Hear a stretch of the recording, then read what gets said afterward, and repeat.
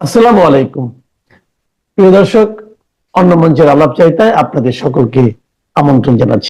নির্বাচনের তফসিল ঘোষণার পরপরই ওসমান হাদির গুলিবিদ্ধ হওয়ার ঘটনায় টালমাটাল বাংলাদেশের অন্তর্বর্তী সরকার। বিশেষ করে নির্বাচনের আগে দেশের নিরাপত্তা ব্যবস্থায় সরকারের ব্যর্থতা নিয়ে আলোচনা হচ্ছে সবখানে। অন্তর্বর্তী সরকার যখন ঘর সামলাতে হিমশিম খাচ্ছে, ঠিক তখনই আন্তর্জাতিক মহল থেকেও সরকারের জন্য আসছে দুঃসংবাদ। খবরটি হলো বিশ্ব স্বাস্থ্য সংস্থা বা WHO বা হু এর দক্ষিণ পূর্ব এশীয় অঞ্চলের আঞ্চলিক পরিচালক পদে সাইমা ওয়াজেদ পুতুলকে অনির্দিষ্টকালের ছুটি থেকে ফিরিয়ে এনে পুনর্বহলের উদ্যোগ জোরালো হচ্ছে। আর এই উদ্যোগে নেতৃত্ব দিচ্ছে এই অঞ্চলের প্রভাবশালী সদস্য দেশ ভারত। সাইমা ওয়াজেদ পুতুল বাংলাদেশের সাবেক প্রধানমন্ত্রী শেখ হাসিনার মেয়ে। বর্তমানে তিনি মায়ের সাথে দিল্লিতেই আছেন, এমন খবর প্রকাশ করেছে বাংলাদেশের সংবাদ মাধ্যম বাংলা ট্রিবিউন। কূটনৈতিক সূত্রগুলো বলছে, ভারত সহ এই অঞ্চলের বেশ কিছু সদস্য দেশের চাপের মুখে পুতুলকে যে হু এর পদে ফিরিয়ে নিচ্ছে সেটির লক্ষণও দেখা যাচ্ছে। কারণ গত 11 জুলাই বাংলাদেশের অন্তর্বর্তী সরকারের আপত্তির মুখে বিশ্ব স্বাস্থ্য সংস্থা তাদের দক্ষিণ পূর্ব এশিয়া অঞ্চলের আঞ্চলিক পরিচালক সাইমা ওয়াজেদ পুতুলকে অনির্দিষ্টকালের জন্য ছুটিতে পাঠিয়েছিল। জুলাইয়ে পুতুলকে ছুটিতে পাঠানোর পর হুয়ের ওয়েবসাইট থেকে দক্ষিণ পূর্ব এশিয়ার আঞ্চলিক পরিচালকের পেজটি সাময়িকভাবে সরিয়ে নেওয়া হয়েছিল। ধারণা করা হয়েছিল হুতে পুতুলের অধ্যায় ওইখানেই বোধহয় শেষ হয়ে গিয়েছিল। কিন্তু ভারত সহ এই অঞ্চলের 10টি দেশের মধ্যে বেশিরভাগ সদস্য রাষ্ট্রের চাপের মুখে আঞ্চলিক পরিচালক হিসেবে পুতুলের পেজটি আবারও সংস্থাটি তাদের ওয়েবসাইটে যুক্ত করতে বাধ্য হয়েছে। বর্তমানে ওই পেজে আবার সাইমা ওয়াজেদের নাম ও ছবি রয়েছে। কূটনৈতিক বিশ্লেষকেরা বলছেন, পুতুলের স্বপদে ফিরে আসলে সেটি হতে পারে বাংলাদেশের অন্তর্বর্তী সরকারের জন্য বড় একটি কূটনৈতিক পরাজয়। আবার পুতুলের বিরুদ্ধে দেশের অভ্যন্তরে দুর্নীতির যেসব অভিযোগ আনা হয়েছে সেগুলো যে আন্তর্জাতিক মহলে গ্রহণযোগ্য হয়নি সেটিও প্রমাণ হতে পারে। বিস্তারিত জানতে চলুন যাওয়া যাক বিশ্লেষণে।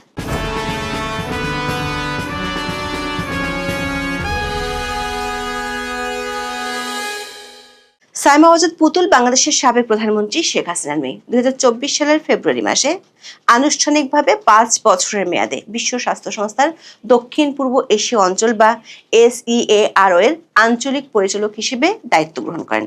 2023 সালের নভেম্বরে SEARO এর সদস্য রাষ্ট্রগুলোর ভোটে তিনি নেপালের প্রতিদ্বন্দ্বী শম্ভু আচার্যকে পরাজিত করে এই পদে নির্বাচিত হন। 10টি ভোটের মধ্যে সাইমা ওয়াজেদ 8টি ভোট পেয়েছিলেন, যেখানে আচার্য পেয়েছিলেন মাত্র 2টি ভোট। হুর আঞ্চলিক পরিচালক হিসেবে পুতুলের মেয়াদ শেষ হওয়ার কথা ছিল 2029 সালের শুরুতে। কিন্তু তার দায়িত্ব গ্রহণের কয়েক মাসের মধ্যেই বাংলাদেশের রাজনৈতিক পরিস্থিতি পাল্টে যায়। 2024 সালের আগস্ট মাসে আন্দোলনের মুখে তার মা শেখ হাসিনা ক্ষমতা হারান এবং দেশ ছেড়ে ভারতে চলে যান।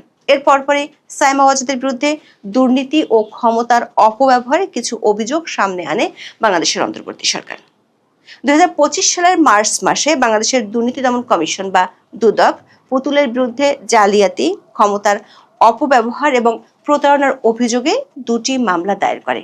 এসব অভিযোগের মূলে ছিল তার হু এর পরিচালক হওয়ার, নির্বাচনী প্রচারণার, শিক্ষাগত যোগ্যতার বিষয়ে মিথ্যা তথ্য দেয় এবং সূচনা ফাউন্ডেশন সম্পর্কিত তহবিলের অপব্যবহার। দুদক অভিযোগ করে পুতুল আঞ্চলিক পরিচালক পদে নিজের যোগ্যতা তুলে ধরার সময় তার শিক্ষাগত রেকর্ড সম্পর্কে মিথ্যা তথ্য দিয়েছিলেন। এর মধ্যে ছিল ঢাকা বঙ্গবন্ধু শেখ মুজিব মেডিকেল ইউনিভার্সিটিতে একটি সম্মানিত পদের দাবি। বাংলাদেশের দুর্নীতি দমন কমিশন এই অভিযোগের ভিত্তিতেই পুতুলের অপসারণ চেয়ে বিশ্ব স্বাস্থ্য সংস্থার কাছে চিঠি পাঠিয়েছিল। পুতুলের বিরুদ্ধে দুদকের আরো একটি অভিযোগ ছিল। গত 26শে জানুয়ারি দৈনিক প্রথম আলোতে প্রকাশিত এক খবরে বলা হয়, দুদকের অভিযোগে জানানো হয় পুতুল তার ক্ষমতা ও প্রভাব ব্যবহার করে সূচনা ফাউন্ডেশনের জন্য বিভিন্ন ব্যাংক থেকে প্রায় $2.8 মিলিয়ন বা প্রায় 30 কোটি টাকা সংগ্রহ করেন। যদিও পরে একটি মামলায় 930 কোটি টাকার সন্দেহজনক লেনদেনের কথা বলা হয়, যে টাকা তিনি প্রতিবন্ধী ব্যক্তিদের কল্যাণে খরচ না করে আত্মসাৎ করেন বলে অভিযোগ আনা হয়। বাংলাদেশের সাইমা ওয়াজেদ পুতুলের বিরুদ্ধে এসব অভিযোগ ওঠার পর পুতুলকে দক্ষিণ পূর্ব এশিয়া অঞ্চলের আঞ্চলিক পরিচালকের পদ থেকে অনির্দিষ্টকালের জন্য ছুটিতে পাঠায় বিশ্ব স্বাস্থ্য সংস্থা। তার স্থলে ভারপ্রাপ্ত আঞ্চলিক পরিচালক হিসেবে ক্যাটরিনা বোহেমি দায়িত্ব নেন। তবে হু এর মহাপরিচালক একটি অভ্যন্তরীণ ইমেইলের মাধ্যমে এই সিদ্ধান্তের কথা কর্মীদের জানান। বাংলা ট্রিবিউনের খবরে বলা হয়েছে, ওই ইমেলে বক্তব্য থেকে ধারণা পাওয়া গিয়েছিল সাইমা ওয়াজেদের পদে থাকা নিয়ে বাংলাদেশ সরকারের আপত্তি এবং তার নির্বাচনের বৈধতা নিয়ে প্রশ্ন তোলার বিষয়টি বিবেচনা নিয়েই তাকে ছুটিতে পাঠানো হয়। পাশাপাশি দুদকের মামলাও এই সিদ্ধান্তে প্রভাব ফেলেছে। দর্শক, এর মধ্যে ঢাকার পূর্বাঞ্চলের নতুন শহর প্রকল্পে রাজধানীর উন্নয়ন কর্তৃপক্ষ বা রাজউক প্লট বরাদ্দে দুর্নীতির পৃথক ৩ মামলায় সাবেক প্রধানমন্ত্রী শেখ হাসিনা, তার ছেলে সজীব ওয়াজেদ জয় এবং মেয়ে সাইমা ওয়াজেদ পুতুলের জেল জরিমানা হয়েছে। পৃথক ৩ মামলায় শেখ হাসিনাকে ৭ বছর করে মোট ২১ বছরের কারাদণ্ড দেওয়া হয়েছে। এর মধ্যে একটি মামলায় সাইমা ওয়াজেদ পুতুলকে ৫ বছরের কারাদণ্ড দেওয়া হয়েছে। পাশাপাশি ১ লাখ টাকা অর্থদণ্ড, অনাদায় ৬ মাসের বিনাশ্রম কারাদণ্ড হয়েছে। গত ২৭ নভেম্বর এই রায় হয়। পুতুলকে যখন বিশ্ব স্বাস্থ্য সংস্থা অনির্দিষ্টকালের জন্য ছুটিতে পাঠিয়েছিল, তখন ওই সিদ্ধান্তটিকে বাংলাদেশের অন্তর্বর্তী সরকারের পক্ষ থেকে স্বাগত জানানো হয় এবং স্থায়ী অপসারণের দাবি তোলা হয়। অধ্যাপক ইউনূসের প্রেস সচিব তখন বলেছিলেন, এটা ছিল জবাবদিহিতার দিকে প্রথম গুরুত্বপূর্ণ পদক্ষেপ। বাংলা ট্রিবিউনের খবরে বলা হচ্ছে, পুতুলের বিরুদ্ধে নেওয়ার সিদ্ধান্ত ঘুরে যেতে পারে আগামী ১৯ ডিসেম্বরের মধ্যে। ভারতের রাজধানী দিল্লিতে আছে হুয়ের দক্ষিণ পূর্ব এশিয়া অঞ্চলের সদর দপ্তর। আগামী সপ্তাহে মানে ১৭ থেকে ১৯ ডিসেম্বর হুয়ের মহাপরিচালক Tedros Adhanom Ghebreyesus traditional medicine বিষয়ক দ্বিতীয় গ্লোবাল সামিটে অংশ নিতে দিল্লি সফরে আসছেন। এই সফরে তিনি সংস্থাটির নতুন কার্যালয় ভবনের উদ্বোধন করবেন। বাংলা ট্রিবিউন জানতে পেরেছে, ওই সফরের সময় সাইমা ওয়াজেদকে পুনর্বহালের বিষয়ে চূড়ান্ত সিদ্ধান্ত নিতে চাইছে একাধিক সদস্য দেশ। হুয়ের দক্ষিণ পূর্ব এশিয়া অঞ্চলে মোট সদস্য দেশ আছে 10টি। বাংলাদেশ ছাড়া অন্য সদস্য দেশগুলো হলো ভারত, ভুটান, উত্তর কোরিয়া, মালদ্বীপ, মিয়ানমার, নেপাল, শ্রীলঙ্কা, থাইল্যান্ড ও তিমুর লেস্তে বা পূর্ব তিমুর। এর মধ্যে ভারত সহ অন্তত 6টি দেশ সাইমা ওয়াজেদকে অবিলম্বে নিজ পদে ফিরিয়ে আনার পক্ষে সক্রিয়ভাবে সমর্থন জানাচ্ছে বলে জানা গেছে। বাংলা ট্রিবিউন তাদের দিল্লি প্রতিনিধির বরাত দিয়ে বলছে, সাইমা ওয়াজেদকে দায়িত্বে ফেরাতে ভারত সহ কয়েকটি সদস্য দেশ গত ৩-৪ মাসে মৌখিক ও লিখিতভাবে হুয়ের কর্তৃপক্ষের কাছে দাবি জানিয়েছে। তাদের ভাষ্য, একটি সদস্য দেশ মানে বাংলাদেশের দাবির ভিত্তিতে একজন নির্বাচিত পূর্ণকালীন আঞ্চলিক পরিচালককে ছুটিতে পাঠানো সংস্থার নিয়ম নীতি ও কার্যক্রমের জন্য ক্ষতিকর। পুতুলের বিরুদ্ধে আনা অভিযোগগুলোর সত্যতা যাচাই এবং সেসব অভিযোগের ভিত্তিতে কিভাবে দ্রুত সিদ্ধান্ত নেওয়া হলো সে বিষয়ে প্রশ্ন তুলেছে এসব সদস্য দেশ। দর্শক, এরই মধ্যে হু 2টি সিদ্ধান্ত নিয়েছে যেগুলো পুতুলের পক্ষে গিয়েছে বলে মনে করা হচ্ছে। একটি হলো, পুতুলকে ছুটিতে পাঠানোর পরপরই হু ওয়েবসাইট থেকে দক্ষিণ পূর্ব এশিয়ার আঞ্চলিক পরিচালকের পেজটি সাময়িকভাবে সরিয়ে নেওয়া হয়, কিন্তু পরে সদস্য দেশগুলোর চাপের মুখে তা পুনরায় যুক্ত করা হয়। বর্তমানে সংস্থাটির মেইন ওয়েবসাইটে পুতুলের পেজটি আছে। আরেকটি বিষয় হলো, ছুটিতে পাঠানোর পরও পুতুলকে সংস্থাটি বেতন ও অন্যান্য সব সুযোগ সুবিধা বহাল রেখেছে। তিনি পূর্ণ বেতন, বাড়ি ভাড়া ও চাকরির শর্ত অনুযায়ী অন্যান্য সুবিধা পাচ্ছেন। দায়িত্ব পালন না করেও আঞ্চলিক পরিচালকের সব খরচ বহন করতে হচ্ছে। এই সিদ্ধান্ত জাতিসংঘের একটি সংস্থার জন্য কতটা যুক্তিসঙ্গত তা নিয়েও প্রশ্ন তুলেছে কয়েকটি দেশ। এমন প্রেক্ষাপটে ভারত সহ সমর্থক দেশগুলো চায় ডিসেম্বরে মহাপরিচালকের দিল্লি সফরে সাইমা ওয়াজেদকে ছুটি থেকে ফিরিয়ে এনে পূর্ণ মেয়াদে দায়িত্ব পালনের সুযোগ দেওয়া হোক। বিষয়টি নিয়ে বাংলা ট্রিবিউনের পক্ষ থেকে স্বাস্থ্য মন্ত্রণালয় সহ সরকারের উচ্চ পর্যায়ের কয়েকজন কর্মকর্তার সঙ্গে যোগাযোগ করা হয়েছে। স্বাস্থ্য মন্ত্রণালয়ের এক কর্মকর্তা জানিয়েছেন, হুয়ের পক্ষ থেকে এ বিষয়ে কোনো আনুষ্ঠানিক বার্তা তারা পাননি। তিনি জানান, পুতুলের অপসারণ চেয়ে দুদক একটি চিঠি পাঠিয়েছিল, যা পররাষ্ট্র মন্ত্রণালয়ের মাধ্যমে জেনেভায় বাংলাদেশের স্থায়ী মিশন হয়ে হুতে পাঠানো হয়। তবে এ বিষয়ে পররাষ্ট্র মন্ত্রণালয় থেকে আনুষ্ঠানিক কোনো তথ্য পাওয়া যায়নি বলে জানিয়েছে বাংলা ট্রিবিউন। কূটনৈতিক বিশ্লেষকরা বলছেন, বিষয়টি বাংলাদেশের অন্তর্বর্তী সরকারের জন্য একটি বড় ধরনের আঞ্চলিক কূটনৈতিক পরাজয়। বিশেষ করে ভারতের সাথে সম্পর্ক শীতল থাকার প্রভাব আন্তর্জাতিক ক্ষেত্রে পড়তে শুরু করেছে। এই ঘটনা তেমন বার্তা দেয়।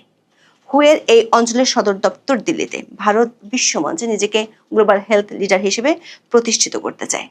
কোভিড-19 মহামারীর সময়ও ভারত ভ্যাকসিন মৈত্রী উদ্যোগের মাধ্যমে প্রতিবেশী দেশ এবং নিম্ন ও মধ্যম আয়ের দেশগুলোতে কোটি কোটি ডোজ ভ্যাকসিন সরবরাহ করে তাদের সফট পাওয়ার বা নমনীয় ক্ষমতা প্রদর্শন করেছিল। এই অঞ্চলে ভারতের কৌশলগত অগ্রাধিকার সব সময় বেশি। ভারত সহ সমর্থক দেশগুলোর যুক্তি খুবই কৌশলী। তারা বলছেন, একটি মাত্র সদস্য দেশের আপত্তির ভিত্তিতে একজন নির্বাচিত পূর্ণকালীন পরিচালককে ছুটিতে পাঠানো হুয়ের নিয়ম কানুন এবং কার্যক্রমের জন্য ক্ষতিকর। তারা প্রশ্ন তুলেছে, সাইমা ওয়াজদের বিরুদ্ধে আনা অভিযোগগুলো যাচাই না করে এত দ্রুত কিভাবে সিদ্ধান্ত নেওয়া হলো। বাংলাদেশের অন্তর্বর্তী সরকার সাইমা ওয়াজদের এই পদ থেকে স্থায়ী অপসারণ চেয়েছিল। এখন ভারত সহ বাংলাদেশের পার্শ্ববর্তী 6টি দেশের চাপের কারণে হু যদি এই সিদ্ধান্ত থেকে সরে আসে, তাহলে আন্তর্জাতিক ক্ষেত্রে বাংলাদেশ সরকারের অভিযোগগুলো নিয়ে ভুল বার্তা যাবে।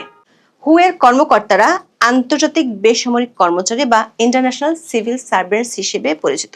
তাদের দায়িত্ব কোনো নির্দিষ্ট দেশের প্রতি নয়, বরং একচেটিয়াভাবে হুয়ের স্বার্থের প্রতি। তাদের আচরণবিধি অনুসারে তারা কোনো সরকার বা সংস্থার কাছ থেকে নির্দেশ চাইতে বা গ্রহণ করতে পারে না। হু মূলত তাদের নিজস্ব স্টাফ রেগুলেশনস ও রুলস দ্বারা পরিচালিত হয়, যেখানে অসদাচরণ বা প্রশাসনিক ছুটির নিয়মাবলী নির্দিষ্ট করা আছে। দর্শক, আন্তর্জাতিক সিভিল সার্ভিস জিনিসটা অনেকটা স্পেস শাটলের মতো। সেখানে আপনি শুধু হেডকোয়ার্টারে নির্দেশ মানবেন, আপনার দেশের বাতাস বা জলবায়ু সেখানে প্রভাব ফেলতে পারে না। আর ভারত সহ 6টি দেশ এখন যেন সেই স্পেস শাটলের হিউস্টন বা কন্ট্রোল সেন্টার হয়ে উঠেছে। এরই মধ্যে শেখ হাসিনা ও তার পরিবারের সদস্যদের বিরুদ্ধে বাংলাদেশের আদালতে দেয়া বেশ কিছু রায় ও এগুলোর বিচার প্রক্রিয়া নিয়ে আন্তর্জাতিক মহল থেকে কড়া সমালোচনা হয়েছে। এমন পরিস্থিতিতে পুতুল ইস্যুতে বাংলাদেশের অন্তর্বর্তী সরকারের জন্য দুঃসংবাদটি শিগগিরই আসতে যাচ্ছে।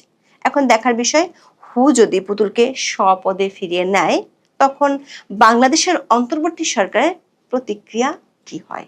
হাদির পরিবারের সন্দেহ কাদেরকে, এই নিয়ে বিজনেস স্ট্যান্ডার্ডে দেখছিলাম হাদির বোনের একটা ক্লিপ তারা প্রকাশ করেছে। সেখানে দেখবেন হাদির বোন ভারতীয় গোয়েন্দা সংস্থা, আওয়ামী লীগ থেকে মির্জা আব্বাস সবাইকে সন্দেহ করছেন। আর সবচেয়ে তীব্র সন্দেহ মির্জা আব্বাসের দিকেই, কারণ তারা নাকি জিয়াউর রহমানকেও বাঁচতে দেয় নাই, ওসমান হাদিকে কি করে বাঁচতে দেবেন। বাংলাদেশে যে কোনো গুরুতর ঘটনা ঘটলেই যেমনটা ঘটে, প্রধান উপদেষ্টা ডক্টর মোহাম্মদ ইউনূস রাজনৈতিক দলগুলোকে, মানে তার পছন্দের 3টি রাজনৈতিক দলকে, বিএনপি, জামায়াতে ইসলামী এবং জাতীয় নাগরিক পার্টির নেতৃবৃন্দকে তার যমুনায় ডেকে নিয়ে যান। সে ঘটনাটি ঘটেছে শনিবার, শুক্রবারে ওসমান হাদি গুলিবিদ্ধ হওয়ার পর।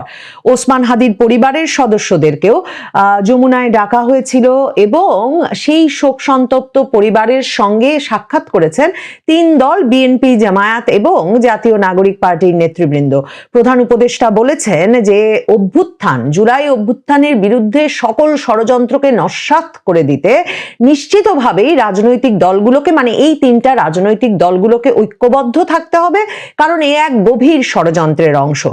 প্রধান উপদেষ্টার দফতরে গিয়ে, মানে যদিও বা এই 3 দলই জুলাই অভ্যুত্থানকে সমুন্নত রাখতে এবং এর পেছনে যাতে কোনো ষড়যন্ত্র ঘটতে না পারে, একে নস্যাৎ করে দিতে, সেজন্য যদিও বা তারা ঐক্যের ওপরে জোর দিয়েছেন, ঐক্যবদ্ধ থাকার অঙ্গীকার করেছেন, কিন্তু রাজপথে এবং মানে আলাদা আলাদা পরিস্থিতিতে ওসমান হাদির ঘটনা নিয়ে যেমন জামায়াতে ইসলামী এবং ওসমান হাদির দল সরাসরি বিএনপির দিকে অঙ্গুলি নির্দেশ করছে না, মানে সরাসরি মির্জা আব্বাসকে এই খুনের জন্য দায়ী করে ফেলছে। অন্যদিকে বিএনপির নেতৃবৃন্দ এখন বলে দিয়েছেন যে মির্জা আব্বাসের ওপর ঢাকা মেডিকেল কলেজে যেই মব সৃষ্টি করা হয়েছিল, তিনি যখন সৌজন্য প্রকাশ করতে তার আসনের প্রার্থী ওসমান হাদিকে দেখতে গিয়েছিলেন, এরকম মব শব্দটাই ব্যবহার করছেন মির্জা ফখরুল ইসলাম আলমগীর, আমির খসরু মাহমুদ চৌধুরী থেকে বিএনপির সকল শীর্ষ নেতৃবৃন্দ, এবং তারা বলছেন এই মব বিএনপি আর বরদাস্ত করবে না। এই মবক্রেসির রাজনীতির বিরুদ্ধে কথা বলেছেন আমির খসরু মাহমুদ চৌধুরী, মবক্রেসির রাজনীতির বিরুদ্ধে কথা বলেছেন মির্জা ফখরুল ইসলাম আলমগীর, আর রুহুল কবির রিজভী আহমেদ সরাসরি জানিয়েছেন এই হত্যা প্রচেষ্টার পেছনে জড়িত আছে জামায়াত শিবির। এই যখন অবস্থা, তখন প্রধান উপদেষ্টা ডক্টর মোহাম্মদ ইউনূস তার গড়ে দেওয়া তরুণদের দল জাতীয় নাগরিক পার্টি তারা আওয়ামী লীগের দিকে দোষের তীর ছুড়ে দিতে চাইলেও এবং আওয়ামী লীগের বিপক্ষে ঐক্যবদ্ধ হওয়া এ সময়ে কত জরুরি, আওয়ামী লীগ কত ভয়ঙ্কর হয়ে উঠেছে এমন একটা বয়ান হাজির করতে চাইলেও সম্ভবত রাজপথে নির্বাচনের আগে যে প্রতিদ্বন্দ্বিতাপূর্ণ পরিস্থিতি আর যে অবিশ্বাস বিএনপি জামায়াতের মধ্যে, তাতে এই ঐক্য প্রচেষ্টা তেমন সফল হয়তো হবে না। প্রধান উপদেষ্টা যমুনায় বসে 3 প্রধান রাজনৈতিক দলের নেতৃবৃন্দকে বলেছেন ওসমান হাদির ওপর হামলা পূর্ব পরিকল্পিত ও গভীর ষড়যন্ত্রের অংশ, এর পেছনে বিরাট শক্তি কাজ করছেন, ষড়যন্ত্রকারীদের উদ্দেশ্য হলো নির্বাচনটি না হতে দেওয়া, এই আক্রমণ খুবই সিম্বলিক, তারা তাদের শক্তি প্রদর্শন করতে চায়, নির্বাচনের সব আয়োজন ভেস্তে দিতে চায়, এগুলোকে ঐক্যবদ্ধভাবে মোকাবেলা করতে হবে। এরপর তিনি আমাদের নিরাপত্তা নিয়ে শঙ্কিত হয়ে পড়ার মতো সবচেয়ে ভয়ঙ্কর কথাটা বলেছেন। একদিকে তিনি বলছেন যে মানে এই যে পূর্ব পরিকল্পিত গভীর ষড়যন্ত্রের অংশ, নির্বাচনের একজন সম্ভাব্য প্রার্থী জুলাই আগস্টের একজন নেতাকে এভাবে টার্গেট কিলিং এর শিকার করা হবে, কিন্তু তার কোনো গোয়েন্দা বাহিনী, তার কোনো আইন শৃঙ্খলা রক্ষাকারী বাহিনী কেউ কিচ্ছু জানতো না। এরপর তিনি যেটা বলেছেন সেটা আরো ভয়ঙ্কর। ডক্টর মোহাম্মদ ইউনূস বলছেন এখন পর্যন্ত যে তথ্য পাওয়া গেছে তাতে মনে হচ্ছে ষড়যন্ত্রকারীরা তাদের নেটওয়ার্ক বিস্তৃত করেছে, তারা প্রশিক্ষিত শুটার নিয়ে মাঠে নেমেছে। এই ষড়যন্ত্রকারীরা কারা? এই ষড়যন্ত্রকারীরা কি আওয়ামী লীগ, ছাত্রলীগ, যুবলীগ? আমরা তো স্বরাষ্ট্র উপদেষ্টার মুখে শুনেছি যে আওয়ামী লীগ, ছাত্রলীগ, যুবলীগ একেবারে বিলীন হয়ে গেছে, তারা নিষ্ক্রিয় হয়ে পড়েছে। কয়েক দফায় গত কয়েক মাসে এ কথা বলেছেন স্বরাষ্ট্র উপদেষ্টা এবং গ্রেফতার জোরদার করা হয়েছে, জামিন না দেওয়ার নির্দেশ দেওয়া হয়েছে। এরপর নেটওয়ার্ক বিস্তৃত হয়ে গেল আর সেটা ওসমান হাদির মাথায় গুলি লাগার পর জানতে পারলেন প্রধান উপদেষ্টা। বিএনপি এবং তার অঙ্গ সংগঠনগুলো সারা দেশব্যাপী ওসমান হাদির বিরুদ্ধে হামলার প্রতিবাদে আজকে মিছিল করছে, বিক্ষোভ মিছিল, বিক্ষোভ সমাবেশ করছে। কিন্তু হাদির পরিবার কাকে সন্দেহ করছে? ডক্টর মোহাম্মদ ইউনূস গভীর ষড়যন্ত্রের অংশ, নির্বাচন বানচালের চেষ্টা এসব বলছেন বটে, কিন্তু শুধু যে হাদির নেতাকর্মীরা মির্জা আব্বাস ঢাকা মেডিকেল কলেজে গিয়েছেন পরে তার দিকে তেড়ে গেছেন, ওই ডাকসু নেত্রী জুমা, আমি জানতামও না যে তিনিও ইনকিলাব মঞ্চের একজন নেতা, তিনি সহ এই যে নেতারা তেড়ে গিয়েছেন, গুলি করেছেন, আপনারা এখন এসেছেন কেন? তুই তোকারি করা হয়েছে, মুখ খারাপ করে গালিগালাজ করা হয়েছে সংবাদ মাধ্যমে। মির্জা আব্বাস এবং বিএনপি কি সম্পর্কে যে ধরনের হুমকি আর ভাষা প্রয়োগ করছেন ইনকিলাব মঞ্চের নেতা কর্মীরা, সেটা আসলে প্রকাশযোগ্য নয়। তবে হাদির পরিবারের সন্দেহ কাদেরকে? এই নিয়ে বিজনেস স্ট্যান্ডার্ডে দেখছিলাম হাদির বোনের একটা ক্লিপ তারা প্রকাশ করেছে। সেখানে দেখবেন হাদির বোন ভারতীয় গোয়েন্দা সংস্থা, আওয়ামী লীগ থেকে মির্জা আব্বাস সবাইকে সন্দেহ করছেন, আর সবচেয়ে তীব্র সন্দেহ মির্জা আব্বাসের দিকেই, কারণ তারা নাকি জিয়াউর রহমানকেও বাঁচতে দেয় নাই, ওসমান হাদিকে কি করে বাঁচতে দেবেন? আমি ওরে পাঠাই দেবো আমেরিকাতে, তোর দেশে রাখবো না, ভারত তোরে বাঁচতে দেবে না, ভারতের আছে হাজার হাজার। এখন আবার মির্জা আব্বাসের বিপরীতে হাঁটাশনের দ্বারাই শত্রুর নাই। ওরে বাবা, শত্রুর অভাব নাই। একদিকে ভারতীয় একদিকে আওয়ামী লীগ, একদিকে মির্জা আব্বাসের আসনে দাঁড়াইছে বাবা। বিএনপি এই অভিযোগের তীরটা মানে ওসমান হাদি গুলিবিদ্ধ হওয়া মাত্র যে তাদের দিকে তাক করা হলো, এটাকে একেবারে উদ্দেশ্য প্রণোদিত জামায়াত শিবিরের একটা রাজনৈতিক চাল হিসেবে চিহ্নিত করেছে। সে কারণে যে ঢাকা ৮ আসনে আসলে এখন তো দাঁড়াতে চান ডাকসু নেতা সাদিক কায়েম, জুলাই আগস্ট আন্দোলনের একজন ছাত্র নেতা হিসেবে।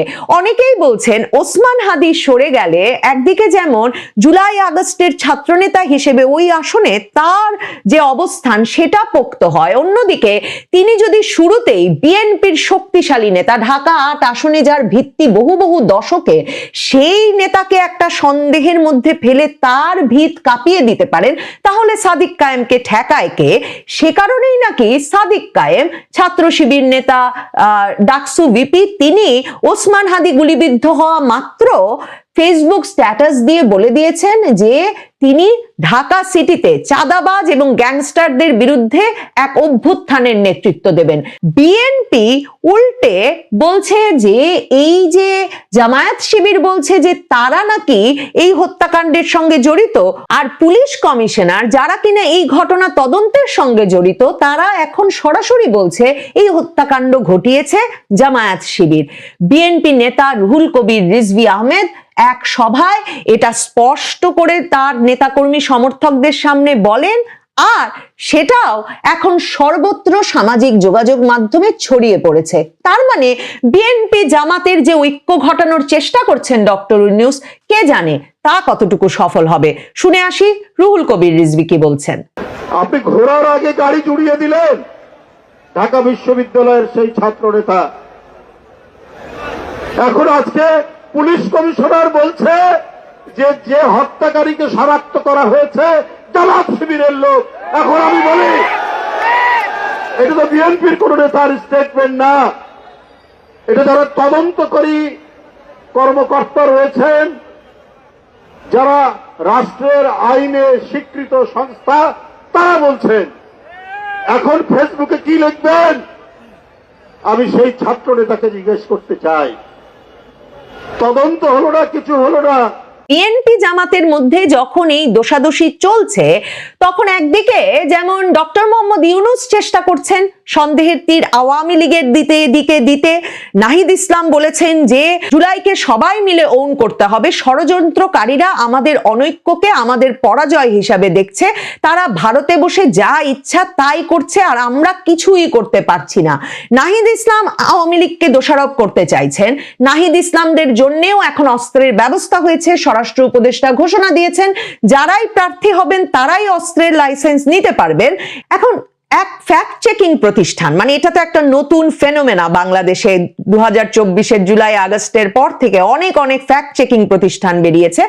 গতকালকের হামলার পরেও একটা ফ্যাক্ট চেকিং প্রতিষ্ঠানের কিন্তু উদ্ভব হয়েছে, মানে নতুন করে নাম জেনেছি, তাদের নাম দ্য ডিসেন্ট। এখন সেই ফ্যাক্ট চেকিং প্রতিষ্ঠান দ্য ডিসেন্ট তাদের ফেসবুক পোস্টে বলছে যে ইনকিলাব কালচারাল সেন্টার থেকে সংগৃহীত, মানে হাদির কালচারাল সেন্টার থেকে সংগৃহীত 9 ডিসেম্বরের সিসিটিভি ফুটেজ, তারপর শুক্রবারের হামলার সিসিটিভি ফুটেজ, বিভিন্ন গণমাধ্যমে প্রকাশিত এবং ফেসবুক ইনস্টাগ্রামের বিভিন্ন পোস্ট থেকে তারা এই বিষয়ে নিশ্চিত হয়েছে যে ওসমান হাদিকে যিনি গুলি করেছেন সে এবং যেই ব্যক্তি কিনা তার নির্বাচনী প্রচারণায় অংশ নিচ্ছিলেন তার সঙ্গে খুবই ঘনিষ্ঠভাবে মিশছিলেন বলে হাদির দলের নেতারাই গতকাল সংবাদ মাধ্যমকে জানিয়েছেন সেই ব্যক্তি নাকি আদাবর থানা ছাত্রলীগের এক নেতা। পুলিশ কিংবা স্বরাষ্ট্র উপদেষ্টা কিংবা কেউ এই বিষয়টা এখনো নিশ্চিত না করলেও ফেসবুকে বিএনপি পন্থী সাংবাদিক জুলকারনাইন সায়ের সহ অনেকেই চেষ্টা করছেন যে বিএনপি জামায়াতের মধ্যে এই কে মেরেছে এই নিয়ে তর্কাতর্কি বিরোধ দ্বন্দ্বের অবসান ঘটাতে এই ঘটনাটিকে আওয়ামী লীগের বা ছাত্রলীগের ঘটানো বলে প্রমাণ হাজির করতে। কিন্তু প্রশ্ন উঠেছে যে আদাবর থানা ছাত্রলীগের এই নেতা যাকে কিনা একটা ফ্যাক্ট চেকিং প্রতিষ্ঠান অনলাইনে বসে সার্চ করেই চিনে ফেললো সিসিটিভি ফুটেজ দেখে, কিংবা জুলকারনাইন সায়ের যুক্তরাজ্যে বসে আল জাজিরার সাংবাদিকতা করতে করতে চিনে ফেললেন, তাকে কি করে হাদির মতো একজন সক্রিয় রাজনৈতিক নেতা চিনতে পারলেন না এবং ওসমান হাদির সঙ্গে তার খুব ঘনিষ্ঠ অবস্থায় আলাপরত অবস্থায় বসে থাকার ভিডিও পাওয়া যাচ্ছে একেবারে তার দফতরে ইনকিলাব কালচারাল সেন্টারে বসে। শুধু তাই নয়, এই ফয়সাল করিম মাসুদ বা যার নাম দাউদ বিন ফয়সাল বলে ওই ফ্যাক্ট চেকিং প্রতিষ্ঠান বা জুলকারনাইন সায়ের দাবি করছেন, তার সঙ্গে এমনকি শিবির নেতা সাদিক কায়েমেরও হাস্যোজ্জ্বল ছবি সামাজিক মাধ্যমে ছড়িয়ে পড়েছে। এছাড়াও সবচেয়ে বিস্ময়কর সেটা হচ্ছে যাকে বলা হচ্ছে ছাত্রলীগ নেতা, যে ছাত্রলীগ, যুবলীগ, আওয়ামী লীগ অঙ্গ সংগঠনের নেতা কর্মীরা আগস্টের পর থেকে পালিয়ে প্রাণ বাঁচাতে পারছেন না। হত্যা মামলা, সন্ত্রাস বিরোধী মামলায় জামিন ছাড়া মাসের পর মাস তাদেরকে কারাগারে আটক অবস্থায় থাকতে হচ্ছে এবং আওয়ামী লীগ দাবি করে প্রায় 2 কোটি মানুষ নেতা কর্মী সমর্থক হওয়ায় আওয়ামী লীগ এবং তার অঙ্গ সংগঠন সমূহের তারা তাদের এলাকা ছেড়ে তাদের স্থানচ্যুত হতে হয়েছে। কিন্তু এই ফয়সাল করিম নামের ছাত্রলীগ নেতা, যিনি নাকি আদাবরেরই ছাত্রলীগ নেতা, তাকে নাকি নভেম্বর মাসে 2024-এর নভেম্বরে অস্ত্র সহ তিনি এক আদাবরের অফিসে গিয়েছিলেন 17 লাখ টাকা লুট করতে, তখন তাকে গ্রেফতার করা হয়েছিল, কিন্তু এরপর তিনি জামিন পেয়ে যান।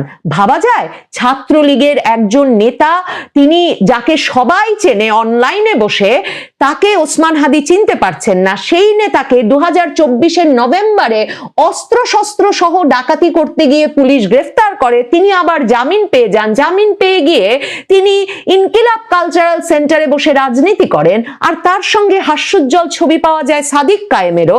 এই পুরো ঘটনাটি সে কারণে সামাজিক যোগাযোগ মাধ্যমেও তেমন ভাবে গেলাতে পারছেন না ওই ফ্যাক্ট চেকিং প্রতিষ্ঠান কিংবা বিএনপি পন্থী সাংবাদিকেরা।